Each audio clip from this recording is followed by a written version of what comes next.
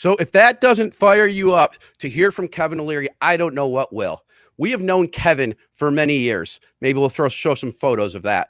But Kevin Leary, listen, he started out at an ice cream shop. He wanted to be the master ice cream scooper. He wanted to be the manager and work his way up. But then, and this is what I think he told me, but then one day a manager said, Kevin, come over here. Can you scrape up this gum off the floor? And Kevin's like, what? I got to scrape this gum off the floor? I mean, the way that you're telling me and how you're talking to me. Kevin said, no way.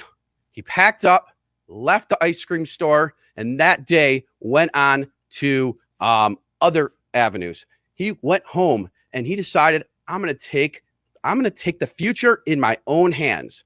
And what was that future? He went in his basement and started building educational products for kids. Well, that, you start in your basement, you never know where it goes. That company turned into the Learning Company, which he sold for a lot of money and made a lot of people very wealthy. Kevin didn't get tired. He didn't stop there. He could have just stopped, relaxed, chilled out. No, he likes to be in the action. He likes to be in front and center and make things happen. He went to Shark Tank and he kind of got the Simon Cowell reputation. He gave the real facts and people loved him for it. Actually, he got a name called Mr. Wonderful. Some of the most successful companies he invested in are Plated, Groovebook, Blue Land, Honey Fund, Benzinga. Those are just a few. And then he has a company called Beanstalk, another financial advice. shares. We have so many different things that Kevin does.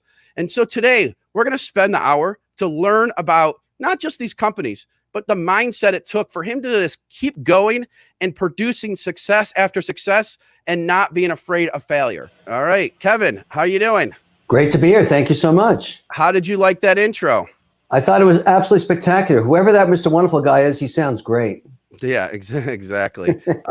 Exactly. So you look like you're on the set of Shark Tank, but maybe you're somewhere else. I like the look. It looks good. Was I right on my story? You wanted to be the ice cream scooper of the century, and then that thing happened?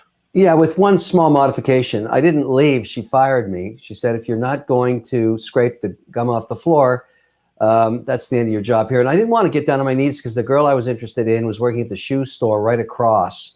And the whole plan was to get that scooping job so I could, kind of date her after we went. So we were in high school, and I thought, gee, my first day, she's going to see me, scraping gum off the floor. It's going to destroy my street cred with her. So I took a chance and I got fired. And that's when I realized there's two types of people in the world.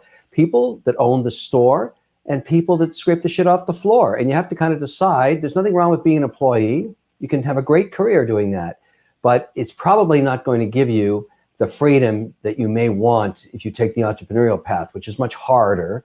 But you don't do it for the greed of money. You do it for the personal freedom you achieve if you have success. I tell all my students that now. This is not about money. It's about personal freedom.